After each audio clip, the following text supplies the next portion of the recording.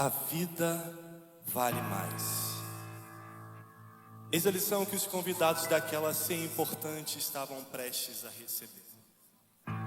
Ali está Jesus na casa de um fariseu ilustre. Veja quanta gentileza o nosso amado mestre sentando-se à mesa dos fariseus. Estamos no capítulo 14 de Lucas. No 15, ele vai estar sentado na calçada com pecadores e publicanos. Todos são alvos de sua mensagem. Ricos e pobres, religiosos e errantes. Não é difícil demais para Cristo encontrar-se com um rico Zaqueu ou passar uma noite conversando com o importante Nicodemos, ou ainda poço, ao lado de uma mulher de péssima fama, sem nome nem título. Nos barcos com pescadores, no templo com pregadores, Cristo está habituado a sentar-se em qualquer mesa, sem distinção, e iluminar a todos com a beleza de sua mensagem. Alguns são ofuscados por essa luz ao ponto de cegar. Finalmente podem ver. Outros são banidos na sombra pela mesma luz. Aqui, no capítulo 14 deste que é o Evangelho dos Pobres, Lucas registra uma das parábolas mais bonitas de Jesus. Gente importante na mesa, se espremendo pelos melhores lugares e servindo de suas próprias ganâncias, enquanto na marginal daquela reunião, um doente espera pela generosidade de alguém. Todos o atravessam para entrar naquele lugar, apenas Jesus permite-se ser atravessado por ele. É sábado, e Jesus entende o risco que corre diante de seus anfitriões e decide quebrar com a tradição e curar aquele pobre homem. Mas o compromisso de Jesus não é com a tradição, graças a Deus. Essa é coisa dos religiosos. Eles precisam que a religião se mantenha rígida, como um muro alto de proteção. Qualquer ameaça, essa fortaleza milenar fica do lado de fora, fica às portas do banquete, não senta na mesa. Mas o compromisso de Jesus não é dos mesmos dos religiosos tradicionais. Seu compromisso é com a vida. O sábado aponta para o valor supremo da lei, a vida. Deus deu o sábado para a preservação da vida, assim como toda a lei foi criada exatamente para esse fim. E tomando o homem pela mão, Jesus o curou e deixou ir. Agora sim, vamos sentar e comer. Enquanto um de seus irmãos estivesse do lado de fora daquela ceia, Jesus se recusaria a entrar e banquetear. Mas agora que o homem está com sua vida restabelecida e sua dignidade devolvida, agora que sai feliz e chorando de alegria, de pé, como um filho, agora sim, vamos sentar e comer. De um lado tem gente brigando pelos melhores lugares, do outro lado tem gente pedante, que se acha merecedor demais daquelas honrarias de banquete. E o nosso Jesus, com um olhar de ternura e muita atenção, observa todos. Para uns, diz que é melhor esperar a honra que vem de fora do que cavar para si mesmo o mérito. Os que se exaltam acabam sendo humilhados, mas os que se humilham são exaltados. Ele vai dizer isso. Para outros, diz que é melhor fazer festa para quem não pode devolver o favor. Chamem os pobres, os cegos, e os recebam com absoluta gentileza, com alegria, sem calcular o troco, porque simplesmente não podem pagar. A sua recompensa virá no fim, na eternidade. Quando os justos estiverem sendo reunidos, você também entrará na festa. Ouvindo as palavras de Jesus, alguém suspira uma belíssima frase: feliz é aquele que comer pão no reino dos céus. E essa belíssima frase é a chave que abre a porta da parábola do grande banquete. É o calor necessário para eclodir uma das mais belas histórias que Cristo, o contador de histórias, deixou para nós. É a frase certa nos lábios errados. Sim, será feliz aquele que comer no banquete de Deus, mas não, esse lugar não é para quem julga merecê-lo. Não é. Deixa eu tentar desenhar. Certo homem estava preparando um grande banquete e convidou muitas pessoas. Na hora de começar, ele enviou dos seus servos fariseus que haviam sido convidados: venham, pois tudo já está pronto. Não sabemos que é esse homem, mas podemos supor que se tratava de alguém muito rico e poderoso. Somente as majestades costumavam oferecer festas com tamanha magnitude. Como sabemos que a festa era assim tão grande, ela possuía 2 convites. Um que se caminhava com a antecedência necessária e o outro que era enviado no dia da festa. Esse segundo era como uma caravana que descia do palácio, em festa, gritando sobre o banquete, animando os que haviam sido convidados. Funcionava como uma prévia da festa na rua. Assim, os que tecnicamente estariam se arrumando poderiam ficar um pouco mais eufóricos, imaginando como seria a festa. Os que não haviam sido convidados poderiam provar um pouco do sabor da festa restrita dos ricos. Só que dessa vez aconteceu algo curioso. Os que tecnicamente foram selecionados, eles viraram as costas para o banquete, como se num acordo secreto feito nas sombras decidissem que não valeria a pena. Assim, cada um oferece uma desculpa ridícula. Os que estão ouvindo Jesus provavelmente riram dessas desculpas esfarrapadas. Eles não sabiam que Jesus estava falando sobre eles. Quando somos nós os ridículos, a graça acaba. Não é assim? Eu quero minha casa cheia, toalha de cetim na mesa, sorriso enche a sala inteira. Eita, que a festa começou agora.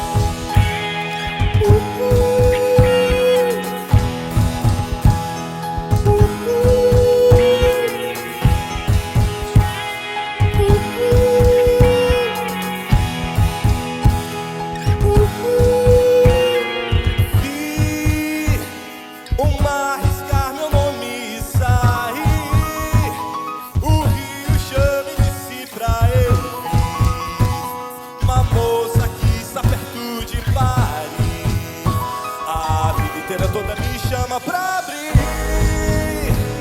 um livro, uma cidade, um jardim, uma festa preparada para mim. Às vezes eu escuto bem baixinho, mas a vida inteira toda me grita pra eu ir lá nos becos e esquinas.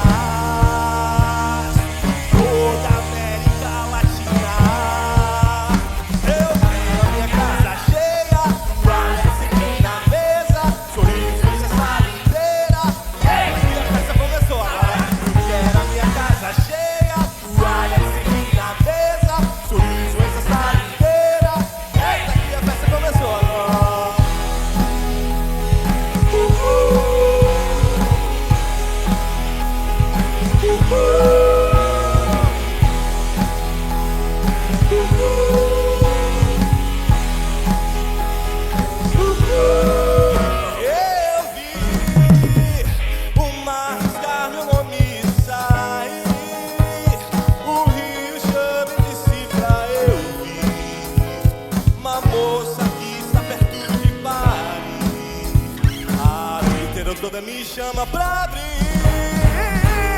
um livro, uma cidade, um jardim, uma festa preparada para mim. Às vezes eu escuto bem baixo, mas a vida inteira toda me grita pra eu ir. Vamos becos e esquinas, toda a América Latina. Cordilheiras e colinas, rasga os matos, vai pra cima. Corre o morro e as colinas, desse mundo acha as rimas. Oh, que linda, que menina, rima com a sofrida linda, rima com cima de mim. Toalha estendida na mesa, sorriso enche a sala inteira. Aqui a festa começou agora, eu quero a minha casa cheia. Toalha estendida na mesa, sorriso enche a sala inteira. A festa começou agora. Eu quero a minha casa cheia, toalha estendida na mesa, sorriso enche a sala inteira. Eu quero a minha casa cheia, toalha estendida na mesa, sorriso enche a sala inteira. Eita, que a festa começou agora.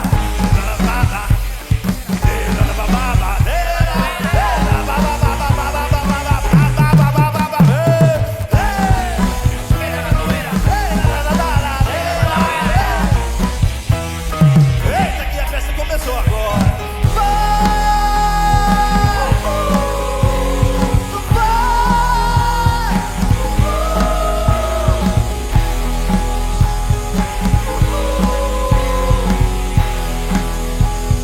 Eita, que a festa começou agora.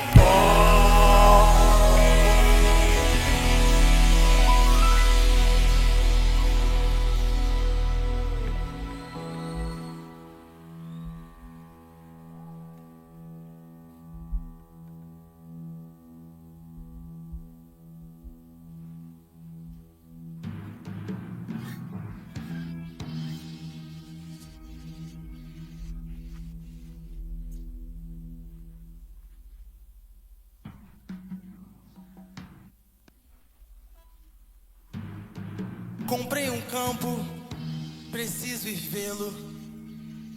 Como assim? Comprou sem ver? Vai fazer isso de noite? Sim, me desculpe. E outro vai dizer: comprei 5 juntas de boi, preciso prová-las. Comprou um equipamento de alta tecnologia sem testar? Vai fazer isso no meio da noite? Sim, me desculpe.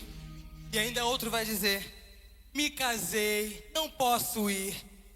Esse nem pede desculpa, é a pior das mentiras. Não vai pra festa porque se casou? Ora, casar-se não é exatamente a maior razão para se ir a festas em nossa cultura? Noivas recém-casadas costumavam vestir-se com as roupas de suas bodas por um ano inteiro, para todas as festas que podiam. Você está em festa e por isso não vai pra festa? Não faz sentido. É patético, não faz sentido. A vida convida todos os dias e ainda assim, com as mais absurdas desculpas, a gente se afasta da festa. Como se estivéssemos todos debaixo de um terrível acordo tramado nas sombras. A moça do lado, uma festa para se celebrar. Um filho no quarto, uma festa para sorrir. A cidade, seus sons, seus rios, o mar convidando, uma moça grávida, festa explodindo diante dos olhos. O vinho, o pão, o livro sagrado, o encontro dos santos irmãos. Tudo gritando, chamando para vir, mas comprei um terreno. O meu trabalho exige muito de mim. Não posso celebrar a vida. Comprei 5 juntas de boi. A tecnologia me distrai. Filmes demais, jogos demais. Não tenho tempo para a vida. E aí outro vai dizer: me casei, minha família, meus filhos precisam de mim, precisam de inglês, precisam descansar. Não posso perder tempo com o banquete da vida. E assim a gente vai mandando aos montes poliglotas e gabaritados pro inferno. Que tragédia, hein?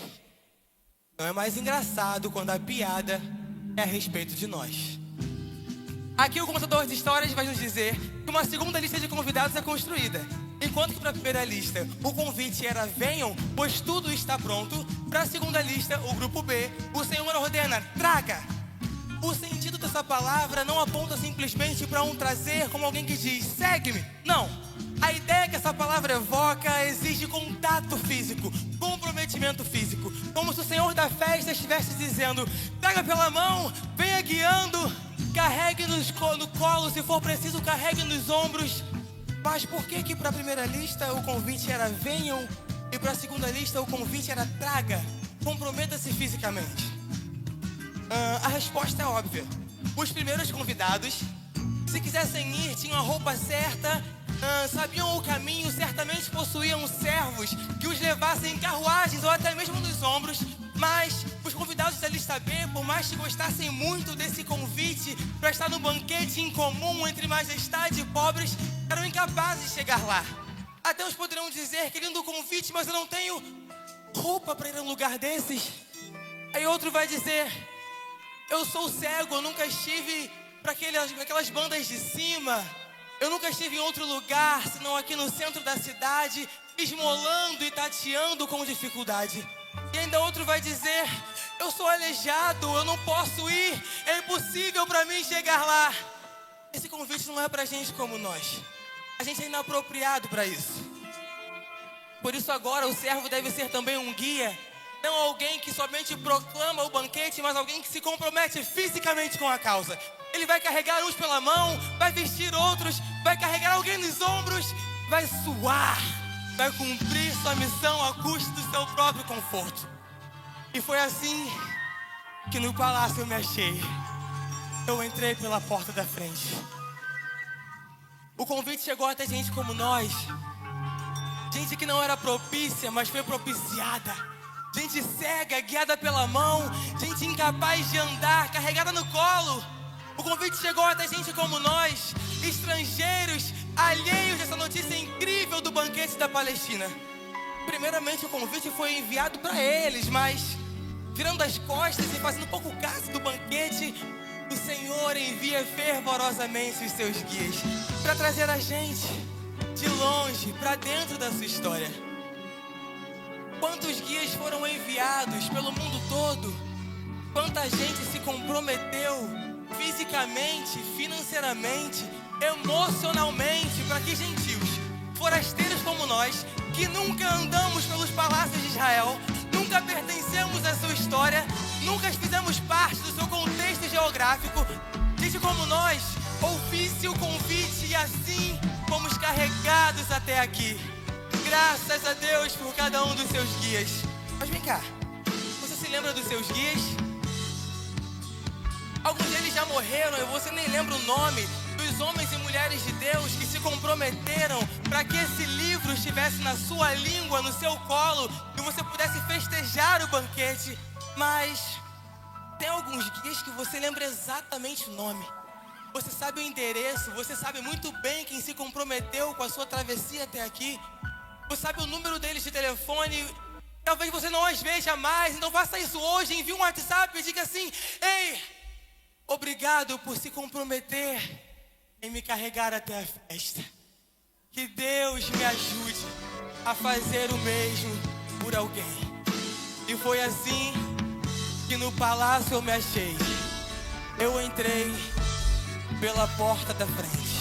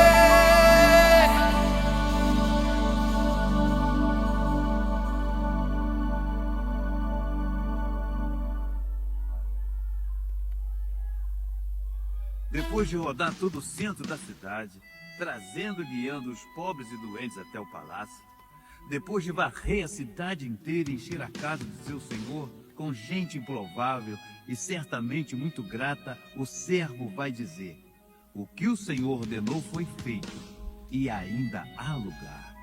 Essa é uma frase das mais bonitas de todo o texto sagrado. Ainda há lugar.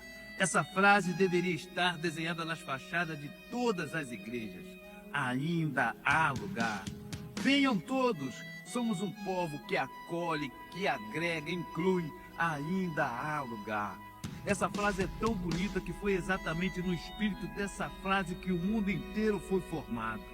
Foi porque lá na eternidade, quando nada havia ainda sido criado, existindo autonomamente, sem depender, nem precisar de nada, nem ninguém, Deus, em seu conselho eterno e trino, olhou ao seu redor e disse: ainda há lugar.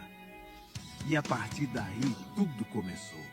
Céu, terra, animais, homem e mulher, uma casa cheia de cor, arranjos, sons e música das mais diversas. Um pai amoroso e seus filhos, casa cheia. Essa frase tem um poder revolucionário fora do comum. Se nas casas de todos os cristãos tivesse escrito ainda há lugar, não haveria mais orfanatos no mundo.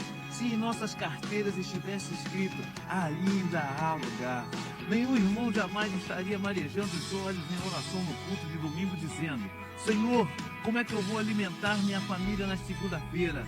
Ainda há lugar. Esse é o Espírito que rege o dono da festa, o Senhor, a majestade. E se esse for o Espírito que nos rege, nosso planejamento não será mais como os dos símpios. O que fazer para ter mais? Nosso planejamento será como o dos santos. O que fazer? O que fazer para distribuir mais? O que fazer para entregar mais para os irmãos?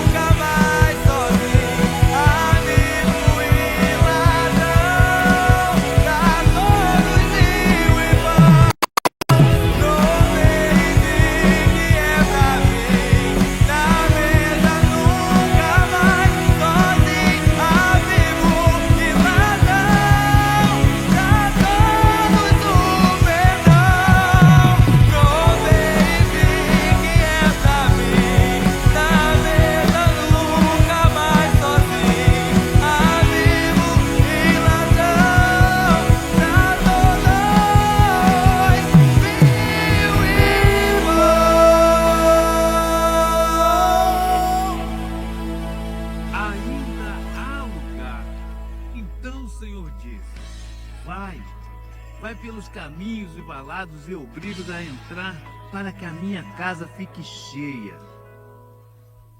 Eita! Aqui a história começa a ganhar contornos mais fortes. Vá pelos caminhos valados e obriga-os. Surge uma nova lista de convidados e para estes também uma nova forma de se executar o convite. Para o grupo A, venham. Para o grupo B, traga pela mão. Para o grupo C, obriga-os a entrar. Porque eles deveriam ser obrigados. Resposta óbvia. Caminhos embalados são as estradas e os limites de fora da cidade. É o que fica para além do muro. E quem habitava nessa região erra? Bandidos, prostitutas, assassinos, assaltantes, foragidos, leprosos, gente com doenças contagiosas. Pessoas já esquecidas pelo convívio social. Abandonados, errantes, estranhos. Demais para ter sequer na rua como um pedinte. Desiguais são os outros, os inimigos da paz, do bem, da moral, promotores do caos, indigentes, insalubres, irreconciliáveis, os completamente outros. Agora veja que missão temos aqui nesse texto. Se essa majestade é um símbolo de Deus como nosso Pai aqui na história, então a gente precisa dizer, aliás, esse texto exige que nós, pregadores, digamos que Deus está obstinado e deseja encher a sua casa desse tipo de gente. Dizer isso diante de uma sociedade cristã que, acima de tudo, preza pelo conforto e bem-estar de seus seguidores, é quase um chamado à guerra. Qualquer pregador que colocar força demais nessa verdade bíblica correrá o risco de ser tomado como um doido, um bagunceiro, alguém que prejudica a paz e o status quo da sociedade cristã. Contudo, o texto está aqui, continua aqui, e ao custo que for, eu lhes direi o que ele me obriga a dizer. Deus quer sua casa cheia desse tipo de gente que costumamos colocá-lo do lado de fora dos nossos muros. Quem é o grupo C? É sua prima, que engravidou na adolescência e vive hoje pedindo ajuda à família. Quem é o grupo C?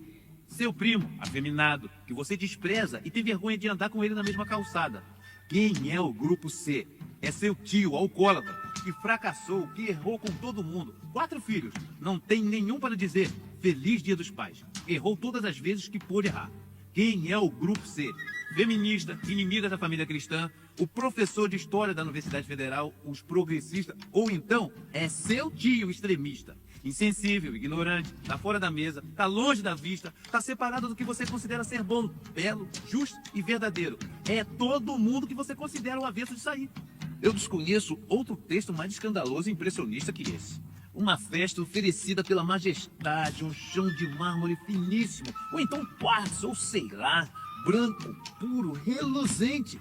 Tão reluzente que quando se olha no chão, vê-se o teto, o lustre refletido no chão. Quando o lustre está no chão, gente desse tipo não entra. Mas ainda assim, uma festa oferecida pela majestade, uma multidão de gente condenada, maltratada, perigosa, feia. Mas nada disso se vê. É tanto sorriso banhado em lágrimas que aqui todo mundo é lindo e sabe dançar. Tem os melhores motivos para dançar a noite inteira.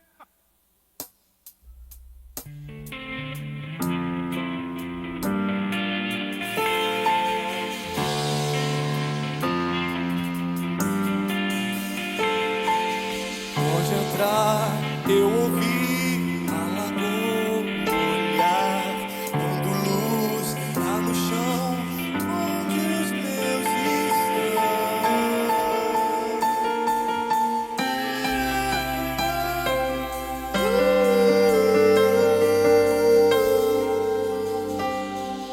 Com a folha eu aprendi como se deve cair, e agora com as mãos estendidas,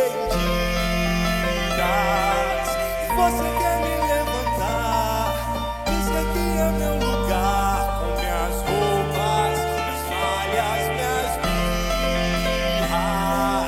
Com a folha eu aprendi como se deve cair, e agora com as mãos estendidas, você quer me levantar, diz que aqui é meu lugar, com minhas roupas, minhas falhas, minhas birras.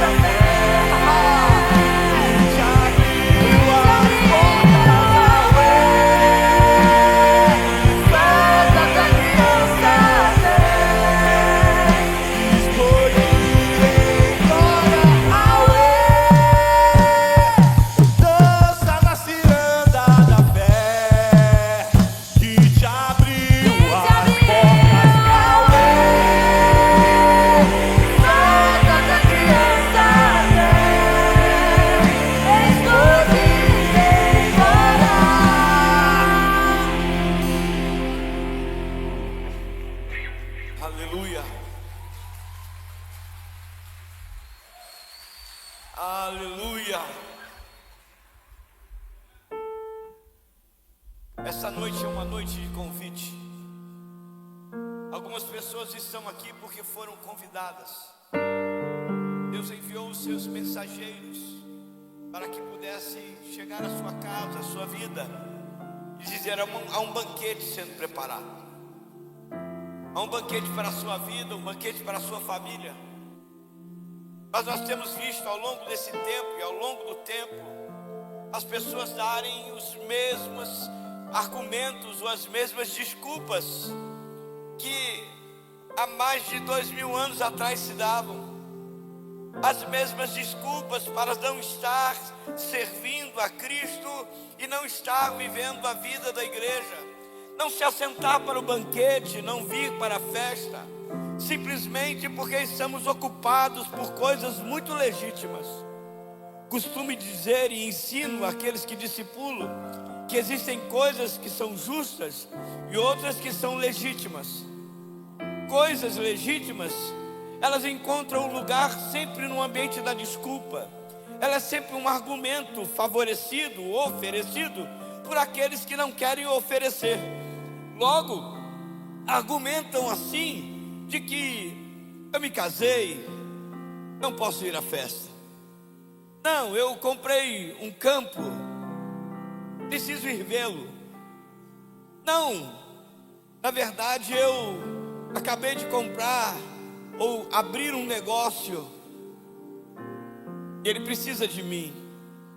Sem compreender de que o verdadeiro valor, ou aquele que realmente proporciona todo tipo de crescimento e benefício da sua própria vida, é aquele o qual exatamente estão rejeitando. Mas graciosamente esse Deus continua suprindo. Graciosamente esse Deus continua agindo. Graciosamente esse Deus continua presente. E Ele continua com a mesa preparada, esperando. Mas no texto que nós lemos, ou que está sendo encenado, há um agravo a esse grupo. O agravo é: os convidados não eram dignos. E a dignidade não estava nele, mas sim na ausência da dignidade de reconhecer a dignidade do outro. Quando eu se torna mais importante, a dignidade acaba. Quando a minha vontade se torna primordial, não há dignidade. Porque o que há somente é egoísmo e vontade própria. Eu só me torno digno quando eu também torno outra pessoa digna. Quando eu honro outra pessoa. Mas no trajeto, no texto que nós estamos encenando aqui, Deus tem solução, amém? Repete comigo: ainda há lugar. Ainda há lugar, e essa é a mensagem. Porque então há o grupo B que é convidado agora, trago pelas mãos. Provavelmente não se esperava ser esse convidado. Não se esperava ser achado ou encontrado nele. Muitos de nós que estamos aqui nos enquadramos. Pessoas que jamais imaginaram que Deus estivesse preocupada consigo. Gente que foi encontrada na rua, gente que foi encontrada enferma, gente que foi encontrada num ambiente onde era improvável. Mas o Senhor enviou o seu Espírito Santo e fez um convite, e tomou pela mão, e teve gente que chegou aqui e que não sabe nem como chegou, mas eu posso te dizer, foi o Senhor quem te conduziu até esse lugar. Ele te tomou pela mão e Ele te trouxe e te fez assentar à mesa e disse: não, o teu lugar é na mesa, não é no chão. Porque essa é a proposta de Deus. Nós não somos aqueles que comemos as migalhas do chão, não. Deus tem uma mesa preparada para cada um de nós. e a mensagem continua a mesma. Se o Senhor é o meu pastor, eu vou sempre acreditar que Ele prepara uma mesa na presença dos meus inimigos, unge a minha cabeça com óleo, e certamente o meu cálice, a minha alegria transborda. Por quê? Porque eu reconheço que não mereço. Gente que simplesmente se vê pecador, perdoado. Eu costumo me classificar dessa maneira: eu sou um pecador, salvo pela graça de Deus. Talvez seja essa a classificação mais comum para todos nós: pecadores salvos pela graça de Deus. Mas a narrativa continua, porque ainda continua a mesma mensagem do Senhor da casa. E a mensagem é: ainda há lugar. Sinceramente, depois de ouvir essa mensagem aqui, me senti tentado a escrever na porta da igreja: ainda há lugar. Talvez nós precisamos também colocar isso na nossa mesa, em uma cadeira a mais, dizendo: ainda há lugar. Talvez nós possamos fazer isso em um dos quartos com uma cama, dizendo: ainda há lugar. Talvez nós possamos fazer isso no nosso ambiente de trabalho, aquele ambiente onde aparentemente é insensível a todo tipo de necessidade, e dizer para a pessoa: você pode não ter lugar aqui, mas aqui ainda há lugar. Você pode ter uma pessoa sem espaço físico e geográfico, mas você pode ter um coração expandido, que cabe mais gente. Você pode dizer para a pessoa que está ao seu lado isso: ainda há lugar aqui. Ainda há lugar aqui para ser pai, ainda há lugar aqui para ser mãe, ainda há lugar aqui para ser irmão, ainda há lugar aqui para ser filho, ainda há lugar. Ainda há lugar aqui. Ainda há lugar em nós. Por mais que não haja lugar à nossa volta, sempre haverá lugar em nós. E é essa mensagem que agora o Evangelho de Lucas traz para nós. Deus não se cansa de encontrar lugar para os seus filhos e de encontrar seus filhos em algum lugar. Ele não se cansa de procurá-los, de buscá-los. E por causa disso Ele reconhece que alguns nem sabem que são filhos, nem têm conhecimento de que podem se tornar participantes da mesa. Pessoas, como foi dito aqui, gente com dificuldades de caráter, que precisam verdadeiramente de uma transformação poderosa do Espírito Santo na sua vida. Mas gente que precisa de oportunidade. Então nós não estamos propondo aqui que sejamos incoerentes de trazer as pessoas sem considerar também de que elas desejam estar conosco. Meu dever é trazer, o dever dela é permanecer. Entenda isso: o nosso dever como igreja é trazer, mas o dever de permanecer na mesa é de cada um que se assenta nela. Essa noite você foi convidado, talvez foi trago pela mão ou empurrado por alguém. Que bom que você chegou, mas permanecer agora é com você. Permanecer, você decide. E nós proporcionamos, repartindo o pão, repartindo o alimento, repartindo a paternidade, porque o Pai é nosso, o pão é nosso, repartindo tudo que Deus tem nos dado. Esse é o privilégio que nós temos nesse dia. Essa é a mensagem que nós temos aqui. A mensagem que fala a respeito de um Deus que diz: ainda há lugar. Eu fecho essa minha participação aqui com você, levando você a refletir. Se em algum momento você não tem também dito a Deus: estou muito ocupado, não tenho tempo. Estou feliz demais, não posso ir. Estou triste demais, não tenho ânimo. Estou enfermo. Qual desculpa nós temos dado para não estar onde Deus nos escolheu para estar?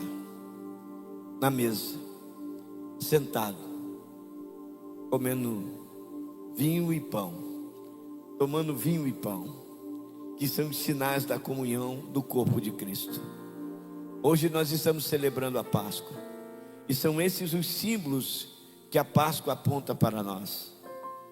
Se antes, na Páscoa judaica, era o cordeiro, hoje, Jesus, o pão vivo que desceu do céu, é a nossa celebração. E o cordeiro, hoje, se tornou um leão. E ele se manifesta de maneira poderosa nas nossas vidas, demonstrando força, autoridade e governo sobre nós. Então eu quero deixar essa mensagem para você. Ainda vou voltar aqui para fazer um apelo, mas a minha pergunta dessa noite para você é: qual tem sido a sua desculpa?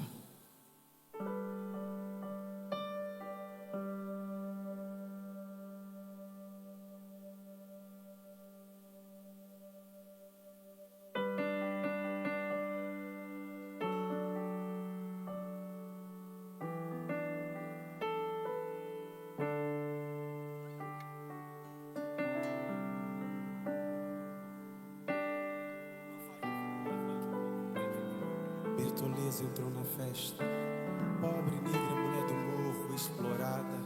Agora descansa, samba e dança. Os retirantes magricelos, Fabiano, sua esposa, assim, a Vitória, seus filhinhos e até baleia não precisam mais fugir da miséria em busca de abrigo, entraram na festa.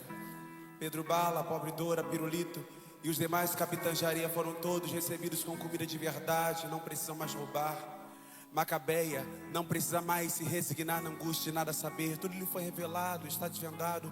Sorri com todos os demais, está em família. É assim que vejo o final dessa história, com cada um desses representantes da alma brasileira finalmente encontrando lugar de acolhimento e celebração. Porque o grande banquete não seria grandioso sem cada uma dessas almas quebradas. O que torna o grande banquete grande não é a comida fina e exótica na mesa, nem se tem um relato de Jesus acerca do que foi servido. Mas o que torna o grande banquete grande é o fato inexorável de ter sido a majestade graciosa, misericordiosa no nível tal que gente assim como eu, pela primeira vez entrou nos salões reais. Um absurdo, um disparate, um desperdício de temperos. Aqueles paladares oxidados pelo pecado não conseguiriam descrever fielmente o sabor de alimentos tão finos. Que desperdício, que assombro, que espetáculo de rei. Como não se maravilhar diante de sua graça? Como não cantar e celebrar o rei que quebra o sistema dos religiosos, admitindo pecadores como seus convidados de honra? Come com eles, canta e dança com eles. Por mais hipnotizante que essa cena seja, essa não é a última cena dessa parábola. A majestade termina dizendo: eu lhes digo, nenhum daqueles que foram convidados provarão da minha mesa. Essa frase soou no salão em que Jesus contava tal história. Os convidados não tinham coragem sequer de olhar uns para os outros depois, de demonstrarem estarem mais preocupados com a tradição do que com a alma quebrada doente na porta. Depois de brigarem pelos melhores lugares, de suspirarem na certeza que merecem o banquete do céu, o Senhor termina essa história lhes mostrando o real valor da vida, amarrando-lhes uma bola de ferro aos pés e os jogando no oceano. Esses que sabem do convite, ouvir os mensageiros, os profetas, esses que foram previamente convidados, fazem parte do ecossistema do palácio, mas que de forma insensível viraram as costas para o banquete. Esses não provarão da minha mesa. Que sentença terrível! Há quanto tempo você tem ouvido o mar lhe chamar para celebrar? Há quanto tempo você tem ouvido a vida lhe chamando para celebrar a existência? Quantos guias lhe abriram o texto sagrado e lhes mostraram a beleza da festa de Deus? Há quanto tempo você sabe dessa festa? Coloque-se nos sapatos do grupo A. e me diga: você tem virado as costas para a vida, para o banquete de Deus? Quando foi a última vez que você beijou a sua esposa, como quem celebra a dádiva da vida? Qual foi a última vez que você entrou no quarto do seu filho no meio da madrugada só para ouvi-lo respirar como você fazia nos primeiros dias? Qual foi a última vez que você o ouviu de verdade? É vida agora acontecendo ao nosso redor. Você tem celebrado esse banquete? Quando foi a última vez que você andou pela cidade e celebrando a dádiva da existência como um pobre que foi recebido nos salões da festa de Deus? Talvez você diga: eu gostaria de celebrar o grande banquete, o convite eterno, a vida ao meu redor, mas comprei um terreno, meu trabalho me impede, comprei 5 juntas de boi, a tecnologia me rouba de mim.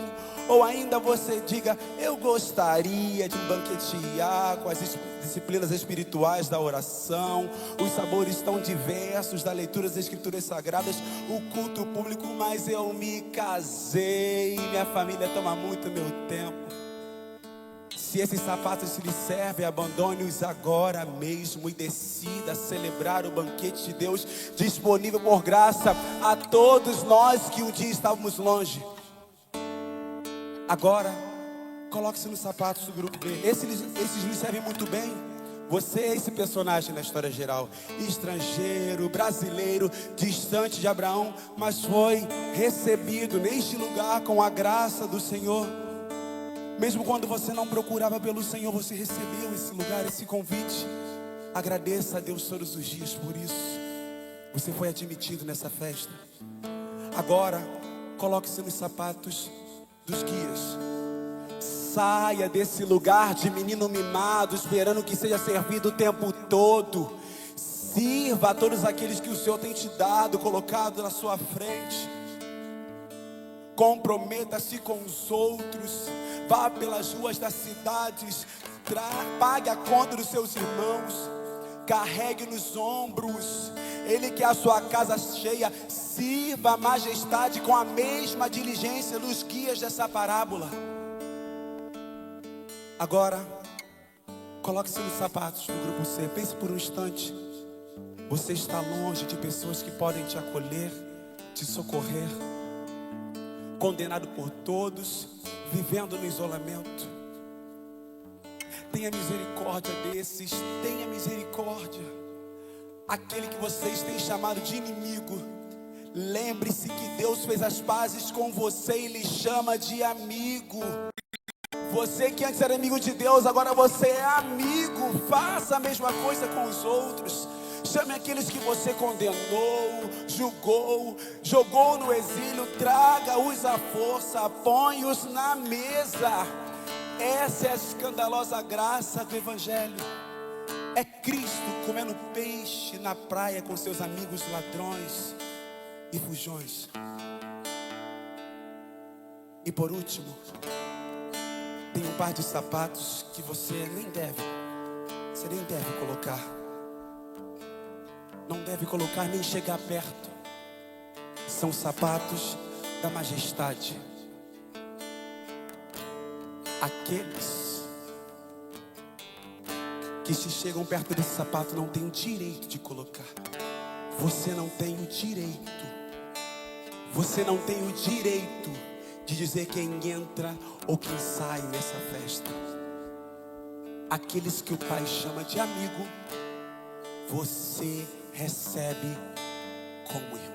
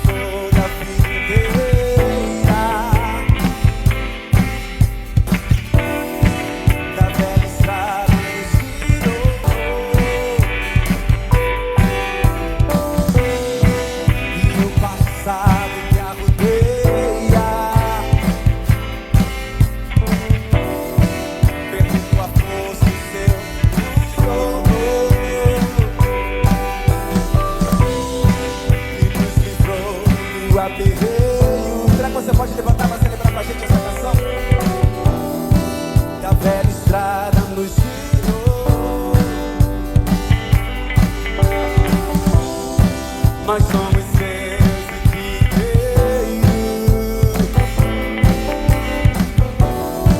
De noite nós e céus iremos juntos dar a ti louvor.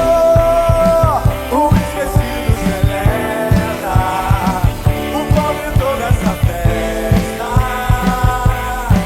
do Senhor.